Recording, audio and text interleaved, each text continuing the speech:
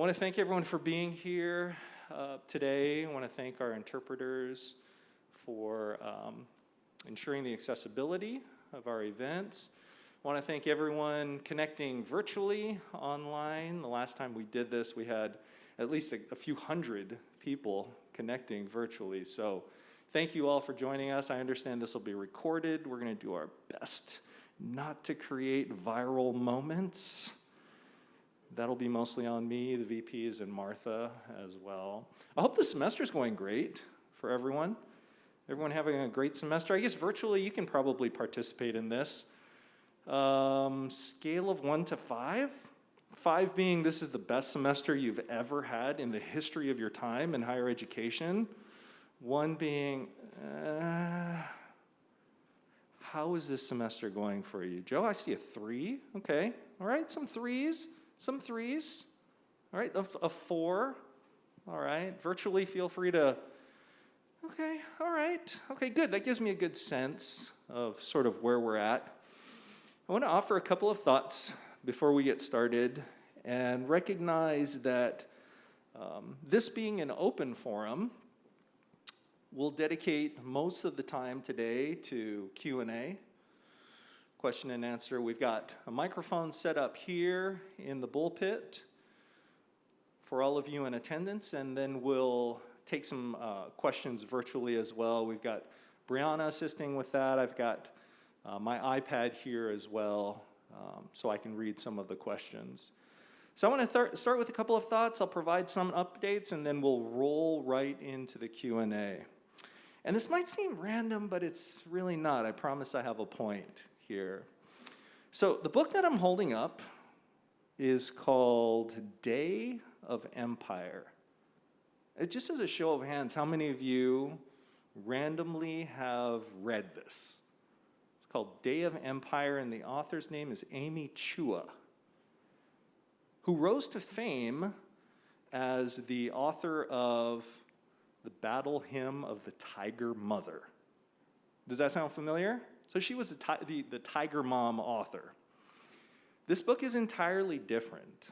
So she is a Yale Law School professor currently, in addition to an author.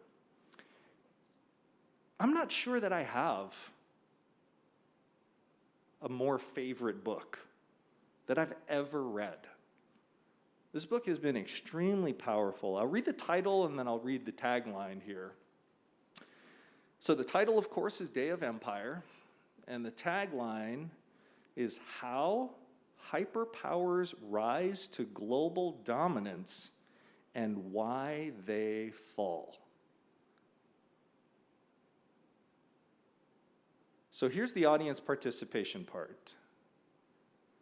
And for those of you at home, and for those of you in the audience, just shout it out. For those of you at home who are connecting via YouTube, feel free to type it in the chat. So Amy Chua looks at all the great civilizations throughout history. From ancient Greek, ancient Rome, the global powers of the Chinese dynasties throughout history, the Vikings, the Soviet Union, modern-day United States. And she examines their downfall. Sure, some of the things that allowed them to accumulate power, thrive both economically, militarily, and achieve, for lack of a better term, world domination. The downfall of those civilizations, a lot of different reasons, but there is a common theme. There's a common thread that is at least partially responsible to the demise, the fall of all great civilizations throughout history. There's only one group who's heard the answer to this. I've shared this with our development office as part of our alumni advisory group. So they're the only ones who cannot answer this question because they know the answer. All others feel free to do so. What is that one thing?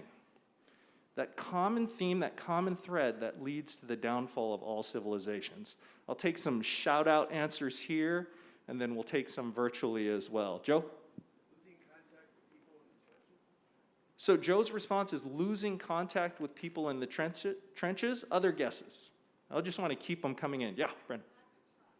So Brenda's saying lack of trust. Keep them coming. Shout them out. I'm hearing financial irresponsibility. Okay. Greed. Resource exploitation. I'm hearing resource exploitation.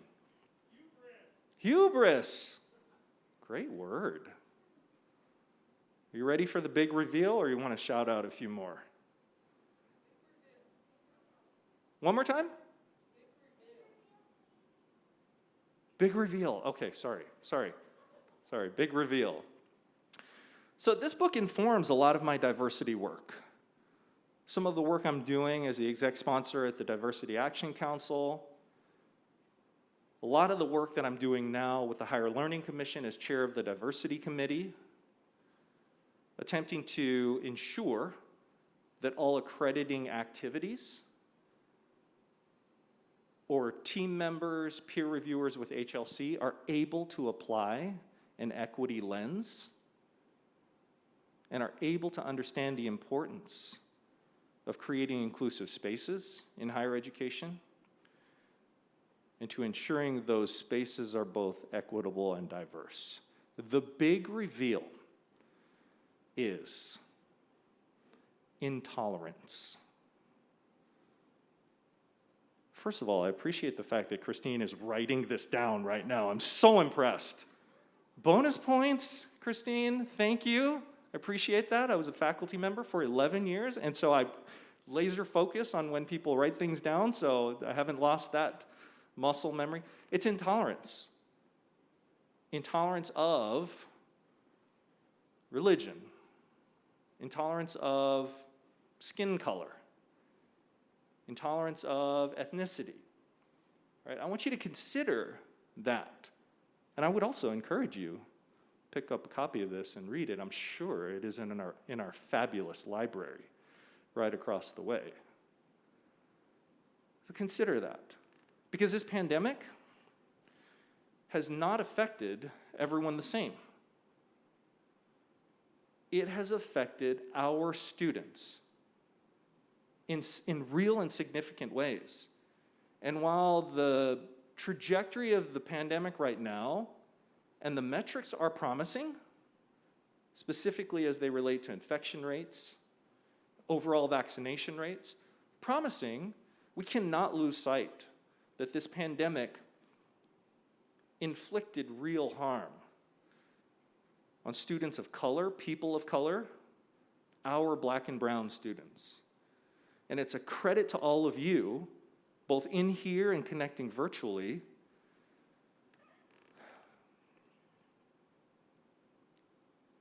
for demonstrating that higher education is an essential enterprise. That you all are essential. That those on the front lines of this pandemic that are continuing to work to bring this to an end, the nurses, the teachers, the professors, higher education professionals, EMTs, started in our classrooms. So your work is important, critical. And so credit to all of you for being on the front lines of this. Okay, I'll take a breath. Let me just take a breath.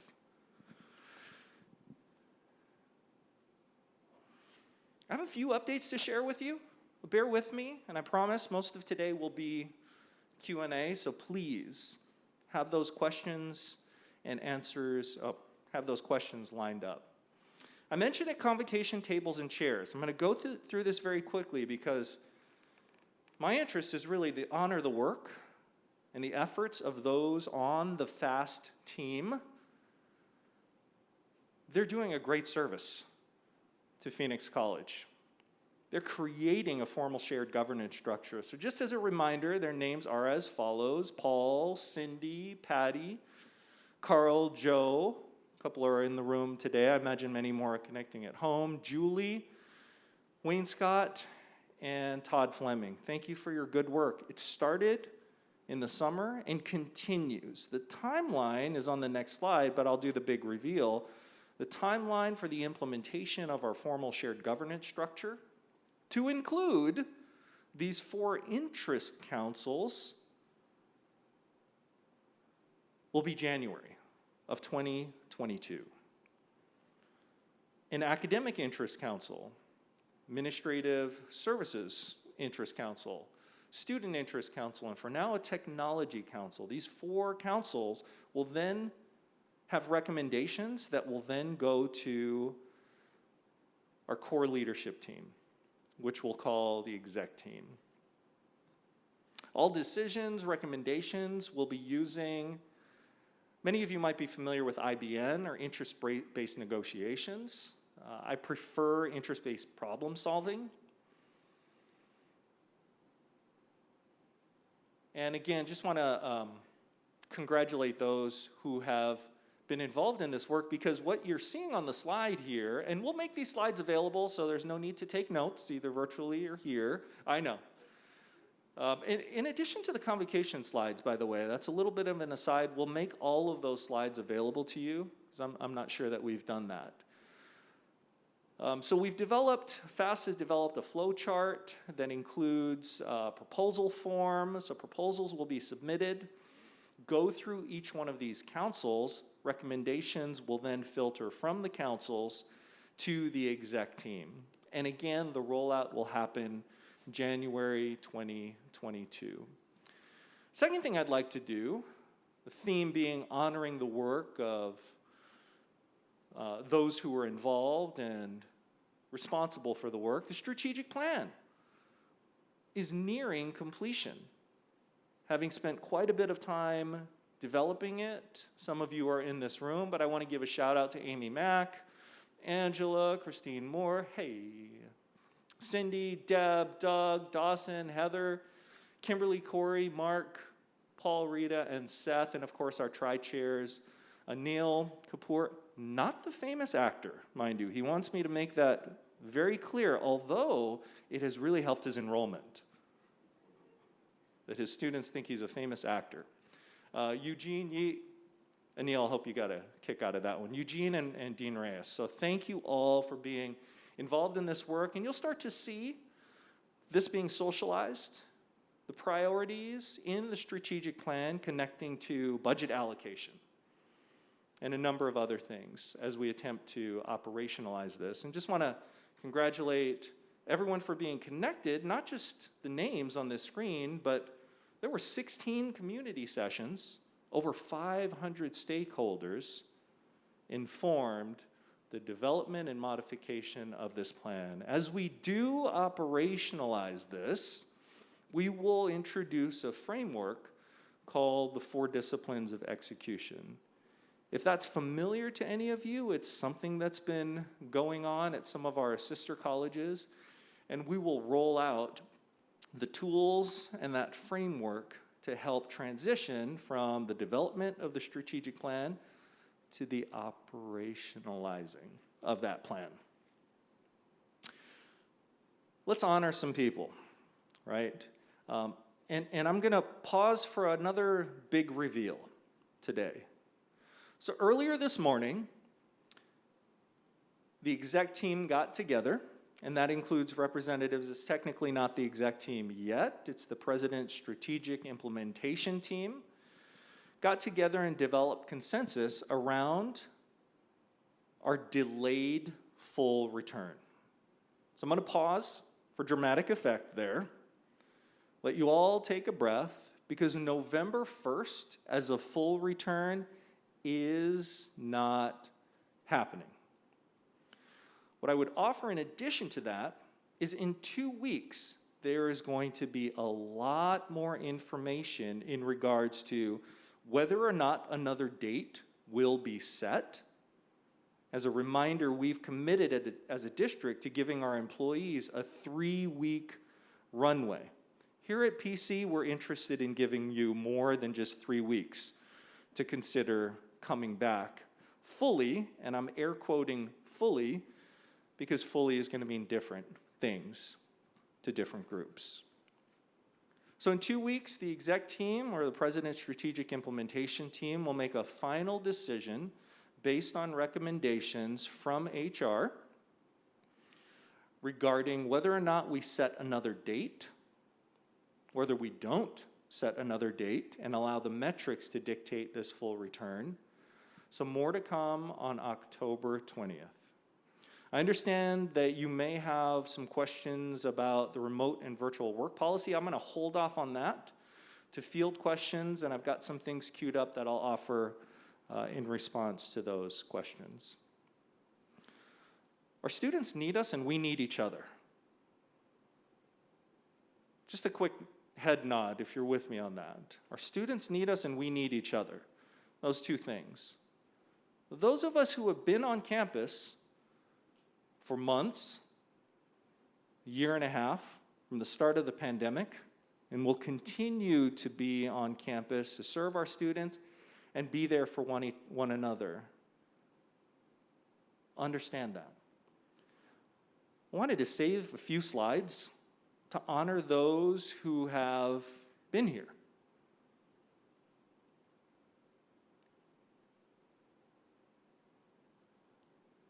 Because we will be back. We're a place-based college, and we will be back. I shared with the managers last week that we are living in the workplace of the future today. Are you with me on that one too? Right? We will continue to exist in this hybrid world for quite some time. But the future is now. Some days on campus, some days virtual, as many of us are doing right now. I want to give a quick shout out to those who have occupied the Hanley Center, especially during peak times as our students trickled in. You were there to serve them, and I appreciate that. Give a shout out to our facilities team. Yeah, oh, yeah, okay. Yeah. I'll transition. There's our IT help desk staff just yesterday. These pictures were taken just yesterday. We've got Rose, and I understand that's Olaf. So if anyone goes into the Hanley Center and sees Rosemary up at the front, I've been informed that the giraffe has a name, and the giraffe's name is Olaf. Our dental clinic, serving students throughout the pandemic. Right. The famous Christine Moore and staff out of the library. Raucous applause should be the subtitle for this segment of Open Forums. And on and on and on. More Hanley Center staff. Our student union staff. I see Vashi here today. Thank you for being here to serve our students. And of course, our fantastic IT staff. Yeah, absolutely.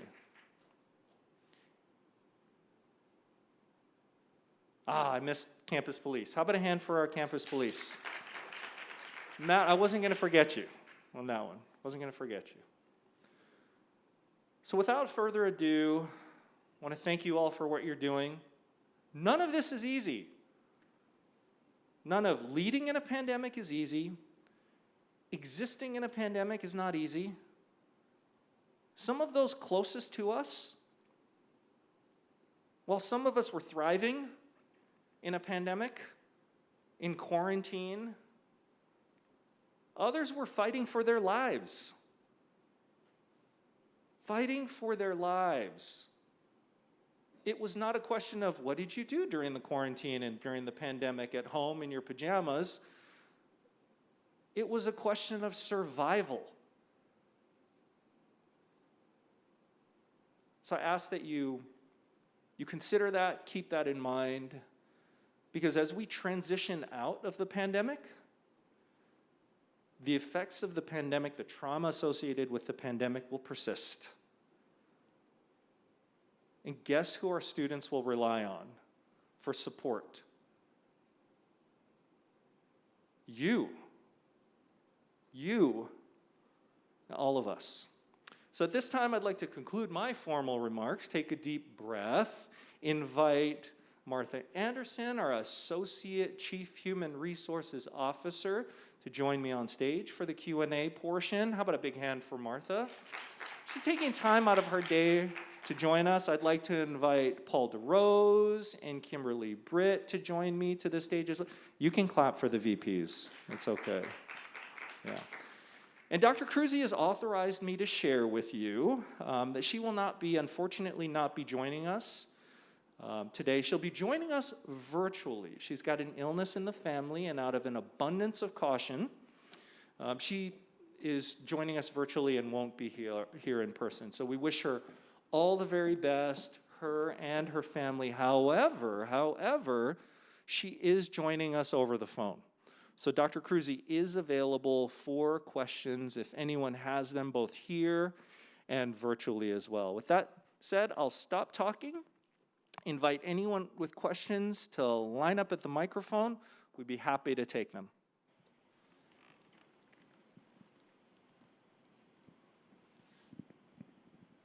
And Brianna, if we have no in-person questions, then perhaps you could read some that may have come in virtually. Yes, we do have one virtual question, and that's from, I believe it's pronounced Adele Ortega. They ask, if it's a full return will all students need to come back to campus?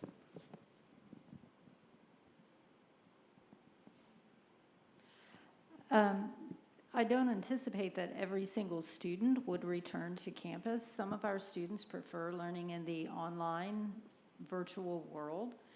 I do anticipate, based on survey data that I have seen, that our students have a very strong desire for more in-person classes, and how we get there needs to be done thoughtfully, methodically, and safely.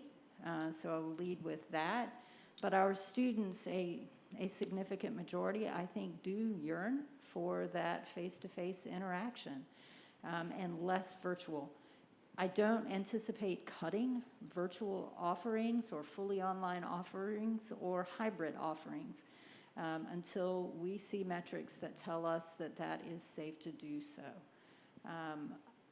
And I will leave it at that, but to say that all students would return, I don't know. I don't know that they will.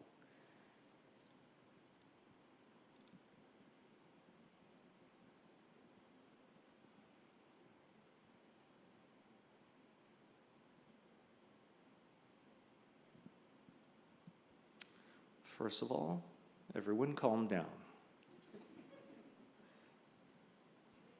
Any other questions? Thanks for coming, everyone. Take care. We'll see you later. Oh, come on. You're making it too easy on us.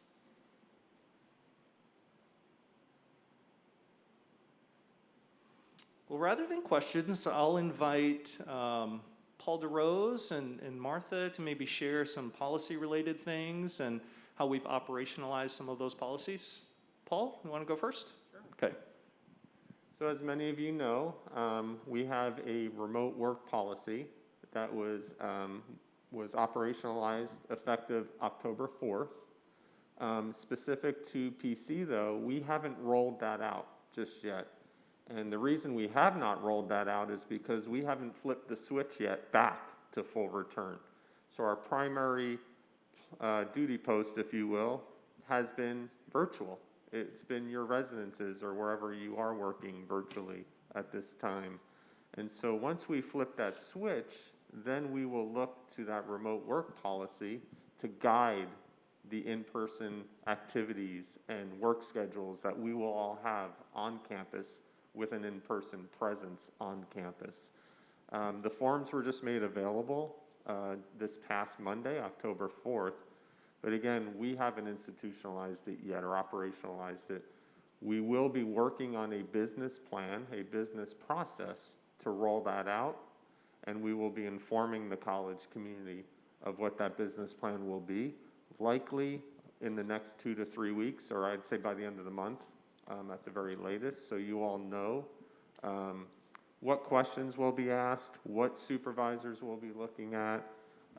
If there is a rubric of some sort that we can create, we will try to do that. We have been asked to do that, but we have to have discussions to see if we could actually have something in place.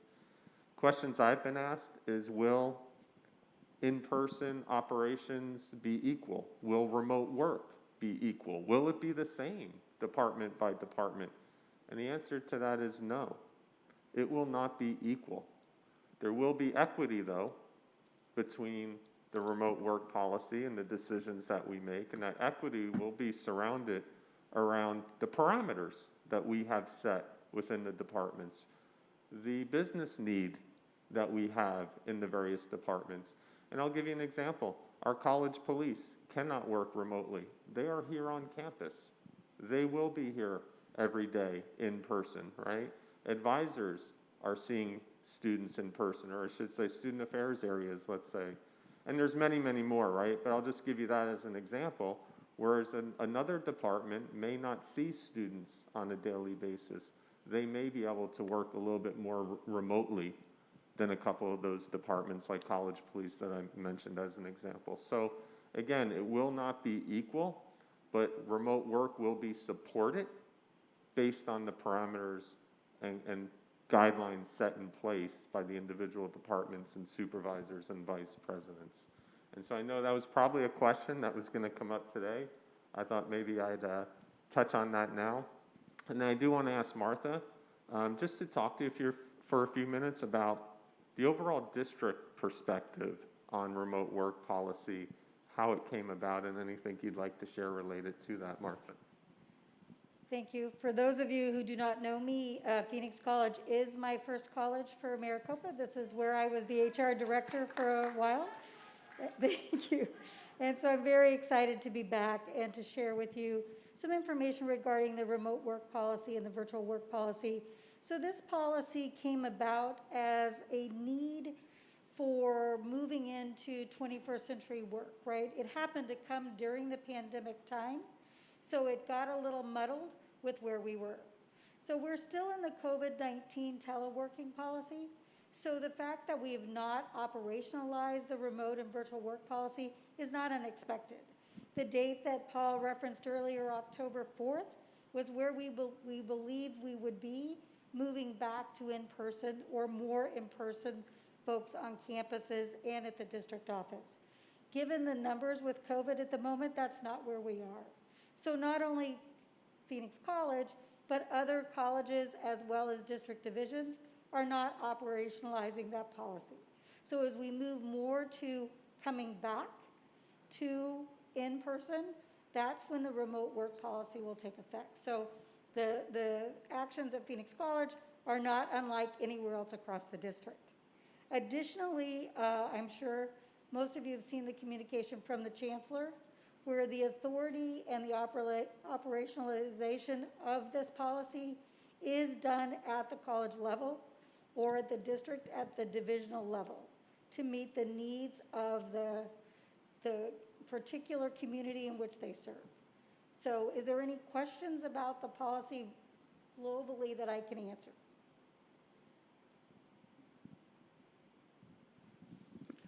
Martha, just a lot of love coming in from the YouTube right now. Just want to share that with you. Thank you. We do have a few questions in connection to the policy that may be able to be answered from the Google form. So the first one asks, I have heard from a director that a reason for submitting a request must be provided. Is this correct? And if so, what type of reasoning is taken into consideration? If I meet the eligibility criteria in Section D of the policy, doesn't a supervisor have to consider my request? So currently, most of you may be aware we have flexible work schedules, right? So as we exist today in our world. In the summer, we work 4/10s. In the academic year, there is the ability to have a 980 schedule, right, that you work with your supervisor on. There's rationale for that. There's a reason for why you do that, why you're going to do that. So the request for a reason as to why you want to participate in the remote work policy, no different. So while I can't provide a specific, what would the reason need to be for you to do that, there needs to be a reason, right? And just so there's no confusion, the remote work policy, there are different levels, right? It provides a bigger, broader area for the organization as a whole to meet the business needs while maintaining recruitment and retention opportunities for our staff. So there is remote work, which means you are remote, fully remote. You're asked to come to campus maybe for convocation, but you're fully remote. There's a hybrid remote, right, where you're on campus part of the time, you're not, and you're remote part of the time, specific days. There's 4 different levels, and then there's virtual. And their virtual is that there's no expectation that you're ever on campus. And there's a virtual hybrid, which means you have an alternate work schedule in addition to being virtual, which may mean that the first week of the pay period you work 10 hours, and the second week, the first week of the pay period you work 4 10s and have Fridays off. I'll just use that one. And the second week of the pay period you work the 8 to 5, just like normal. So there's different things. It's not an all or nothing. So I don't know if that answered the question. I hope so. Thank you, Martha. And the next question may overlap, but I still want to get it asked. It says, if my position requires me to meet with students, but I have demonstrated that I can successfully meet with students virtually or over the phone, how would this affect my request? We have been told that our positions were never built to be 100% remote or virtual, which is understandable, but the nature of our work environment has since changed. Is a position that is student-facing not eligible for consideration?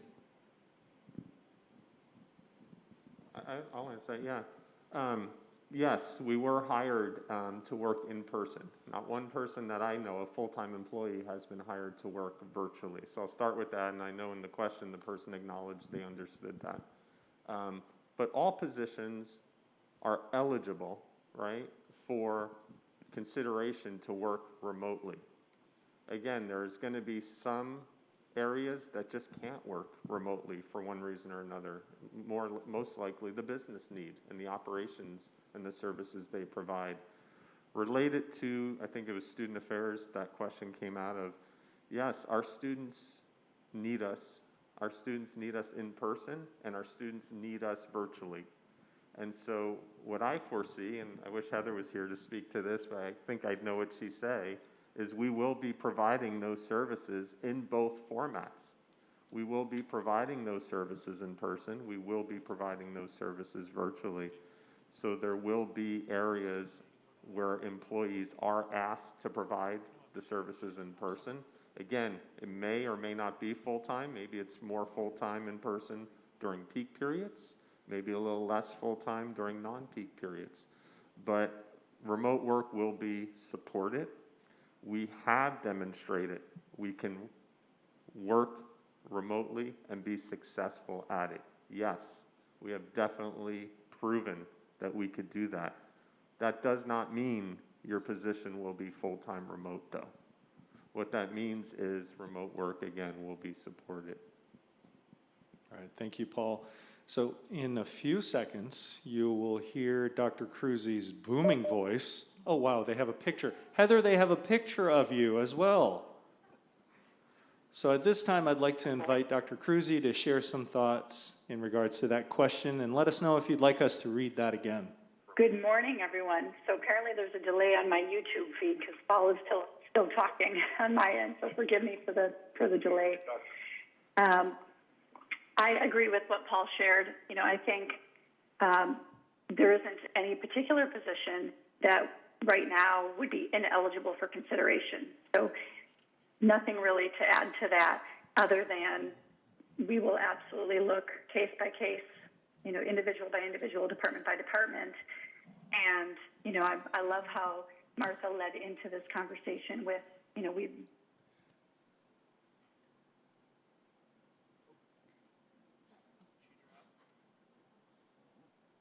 individuals certainly have proven to us that they're capable of doing many aspects of their job in a remote setting. So thank you.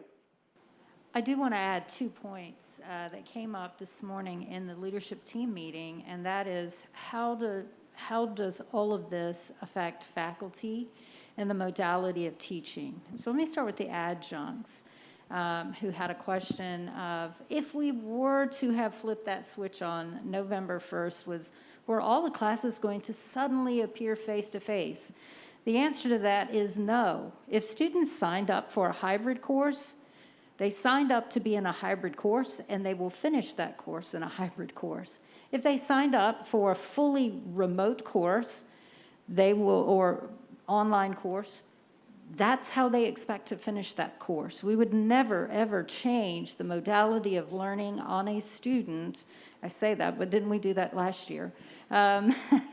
When it is within our control to do so. So for adjuncts who are worried that, oh, if we flip that switch on November 1st, do I have to come teach face-to-face? The answer to that question is no. The modality that you start the semester in is the modality that you finish the semester in, okay? So I hope that that helps to clarify that. If it doesn't, I encourage you to speak with your department chairs. There are 800 of you, roughly speaking, and there's one of me. So I need my chairs to field some of those questions and to make that clearer for your adjuncts in your areas. Chairs, if you're unsure of how to answer the question, please follow up with me after this or your dean, and I will clarify further for you so that you feel better prepared to answer that question. The second area is for residential faculty. What does this mean for you when we flip that switch? Again, you are not going to put in for a remote work policy. It does not change the modality of teaching that you're currently in at the moment that that switch flips. So if we flip the switch, I'm just pulling a date, March, and I'm totally pulling that out of the air. There's been no discussion about March, so let me put that out there very clearly. And you started and all of your classes were fully online, or all of your classes were hybrid. They will finish the way they start because students, have built their lives around how that course was scheduled and what they signed up for. However, with a full return to campus, air quotes, you will need to work with your department chairs to determine what are our departmental needs and what sort of faculty support in person would we need as there is more return to campus. But as far as filling out this remote work policy form, faculty, you are not expected to do that. So high level, I hope that that clarifies some of the confusion about what happens to the course schedule and the modality of learning. If it does not, please let me know. And again, remember, there are a lot more of you than there are of me, and the more you flood my inbox, the less productive I'm going to be. That doesn't mean I don't want to hear your questions, but if we could filter them through some of the other academic leadership, you might get a more expedient and expeditious answer, and that is my hope. So I hope high level this will work. I will also send this out in an email after this meeting. Please read your email. Thank you.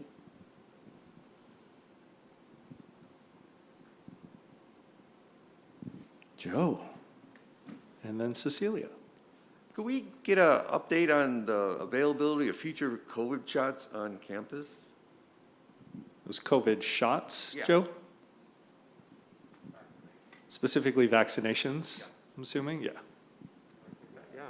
So to date, we've had 2 events on campus, one each of the last 2 months. So we started in August, we had one then, we had one in September, and we have 2 more scheduled, one for each of the next 2 months after that, one in October, I believe it's the 21st, and then one 4 weeks after that in November, I believe it might be the 19th.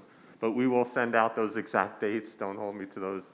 But what we're trying to do is be very supportive of our community in getting vaccinated if they choose to, and trying to help the population in this area, in this zip code, get populated, which the numbers are down. We are committed to encouraging the vaccinations. We had, at our last event, we had 45 individuals get the vaccination shot. The one prior to that, we had roughly the same numbers. And our plan, at least for the rest of the semesters, to continue that rolling 4-week vaccination event planning. So as individuals come here for their first dose, they can get their second dose if they choose a 2-dose vaccination 4 weeks later, and to continue doing our part and everything we can do to help stop or limit the spread. And with that, I will also add, sorry, real quick, Klein, that we are offering the booster vaccination as well for the first time in our October 21st date coming up. There is criteria for the booster that will be listed in the communication that's coming out.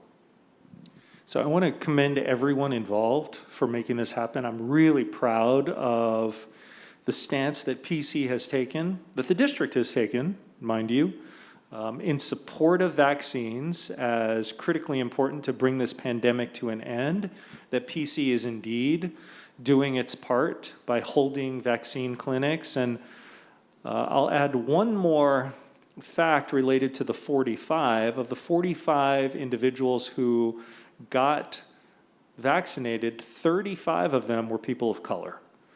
So my hope is as we continue to roll this out, we'll continue to promote the vaccine as much as we can and encourage those who are able to do so to become vaccinated. Thank you. So my question is in regards to class offerings. I know some of our sister colleges offer, I guess a hybrid, I don't know what they're calling it, but they have the remote environment, so you have like 12 students in class, 12 students online. Are we doing that simply scheduled for the spring semester? And if we are we adding more? Since we know more students want in-person classes, but I know that costs money. So it was a question that I just had because I know a lot of students that are withdrawing with online because it's just not their learning environment. So I have met with the department chair council.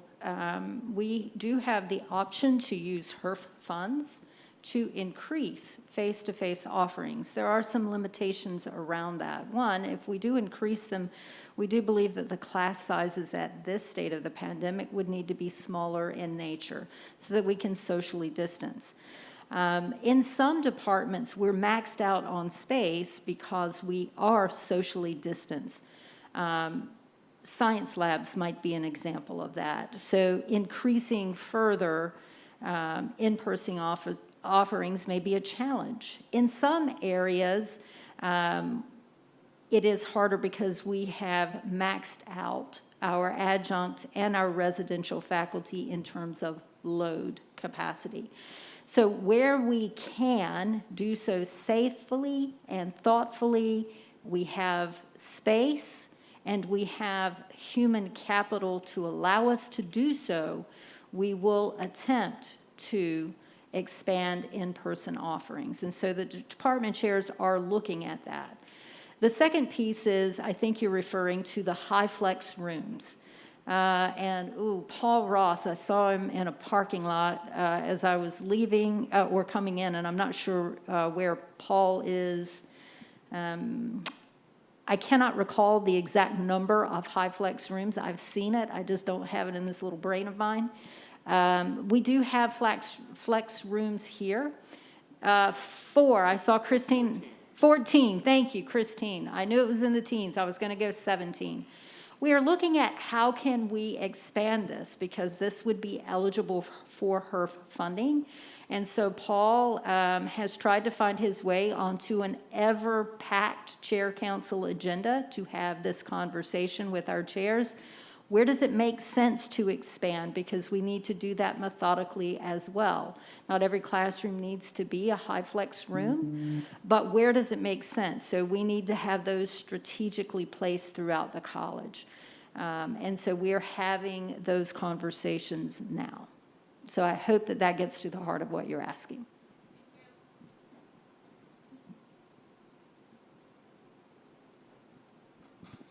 We have a few virtual questions. There is one question from Michael Matos. Since the full return to work on November 1st has been canceled, is there still a need to request a remote/virtual work schedule?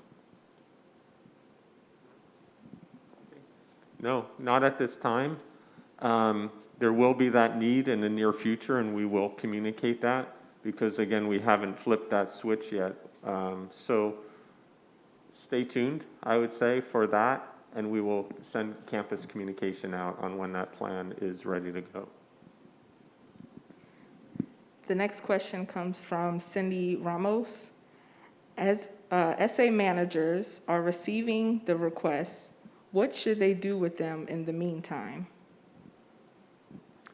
I say for now, when they're receiving, I'm assuming the remote work requests, hold on to them, but begin the conversations possibly with your employees now.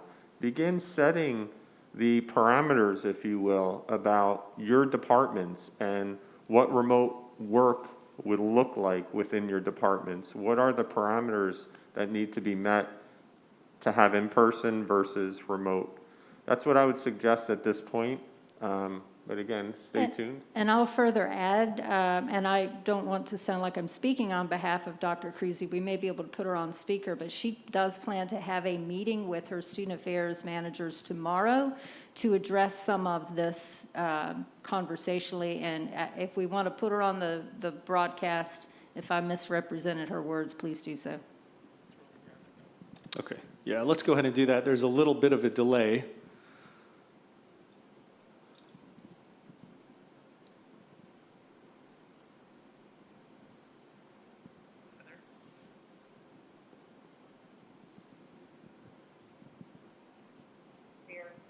Yes, listening to the end.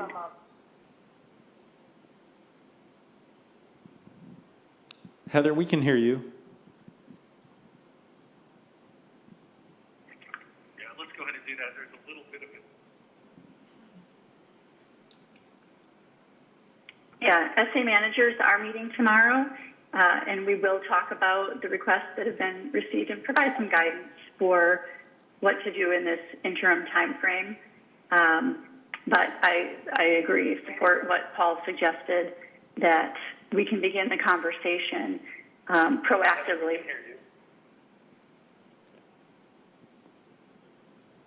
All right, thank you, Heather. Brianna, do we have any more questions? Yes, there's Okay. two more. The next one is from Megan Tina. Should employees still have remote work discussions with their supervisors since the policy isn't taking effect now? Yes, I encourage you to begin those conversations when you feel comfortable. But the sooner the better in these conversations. And when this business process is rolled out, we will be able to align that and begin to have more conversation. And the next question comes from Pam Duty. Is there any chance we could require weekly negative test results or proof of vaccination for anyone on campus?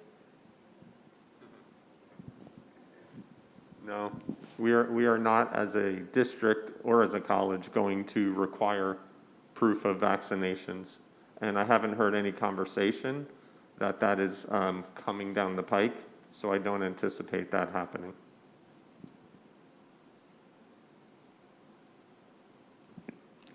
And we have one last question from the Google form. It asks, what does the process look like to appeal a denial? Will employees be given a reason for the denial? So the appeal process is really about compliance with the policy and equity of treatment. So again, as I indicated earlier, and the chancellor has indicated in his communication, the authority for this and the operationalizing this at the college or at the district division resides with the president at the college or the vice chancellor at the district division. So when an appeal comes to the district office HR, it will only be being reviewed for compliance with policy and equity of treatment. So there would be no expectation that it would be overturned, that we would overturn a decision that was made by the college. Thank you. That's it for the live chat questions right now. Next question? Yeah. I never talk back here. What is the role of, what do you see the role of Phoenix College and possibly even the district in combating misinformation, not just with our students, but possibly within our school systems, our community? How do we go out and we fight for facts, we fight for science, and we fight to help this community be a place that helps bring people back into what, is true? Yeah, Jason, thanks for that question. I'm going to attempt to restate it just for those who are listening virtually. What is our role? What is the role of Phoenix College and the district and all of us in combating some of the misinformation that exists out there? Right? Did I capture that, Jason? Just for everyone listening. What a great question. Something that I'm hoping many of us are thinking of, that I'm going to challenge our faculty to really consider that question in particular. That burden and responsibility falls on all of us in higher education. There's, I'm just pausing because I'm considering whether or not to kind of go into, the depths of the misinformation. I'm getting anxious and coming to the edge of my seat, which probably tells you that I'm inclined to say things that hopefully won't go viral. But let me offer this, right? As a misinformation has existed for quite some time and has been amplified in the echo chambers of the internet, it's a very dangerous thing. And I think we're seeing artifacts of the misinformation all around us today. We can control what we can control, right? And the things we can control connect to the work we do every single day, both inside and outside of the classroom. If you don't think you can change the world, you're wrong, because whether you're serving students in the Hanley Center or the student union, or spending time as an advisor with one of our student athletes, or whether you're teaching 100 students or meeting students every day in the library, you're affecting lives and you're neutralizing, and to use Jason's word, you're combating the misinformation that's out there, which at times seems to be an impossible task. Excruciating, unbearable. But every single interaction that's within your control, you're making a difference to neutralize that misinformation. And thank you for the question. Anyone else?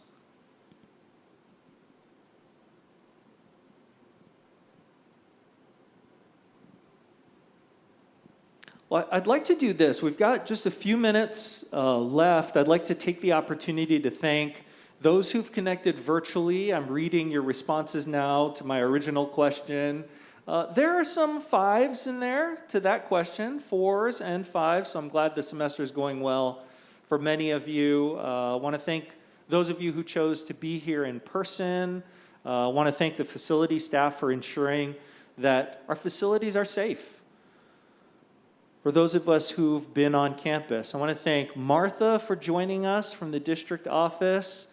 Hope you continue to feel right at home every time you come back to PC, because apparently you've got a lot of fans. You've got maybe even a fan club, members of whom are here today. I want to thank the VPs, Paul and Kimberly. I want to thank Heather for joining us virtually. We're wishing her all the very best. I want to thank a dear friend of Phoenix College, and I'm sorry I didn't recognize him earlier. If managing a college and leading at a college level is difficult, can you imagine what it's like being a governing board member at the district level during these very challenging times? So just want to recognize Dr. Tom Narini for being here, our board secretary. So just how about a hand for him? Thank you, everyone. Take care of each other. Take care of yourselves. We should all be here for one another. I'll leave you with a question that I asked all of our managers, supervisors and managers and leaders. How many of you are flawless? None of us are perfect. We're imperfect people. We're flawless. Not flawed, flawless. We're not flawless people. Considering that and how difficult it is leading during these times, doing our jobs, we should be willing to offer a lot of grace. That our leaders and our employees and our faculty and staff are doing the absolute best that they can. So take care of yourselves, take care of each other, have a great rest of the day, a great rest of the week, a great rest of the semester, and we will see you all when we see you. Thank you so much, everyone.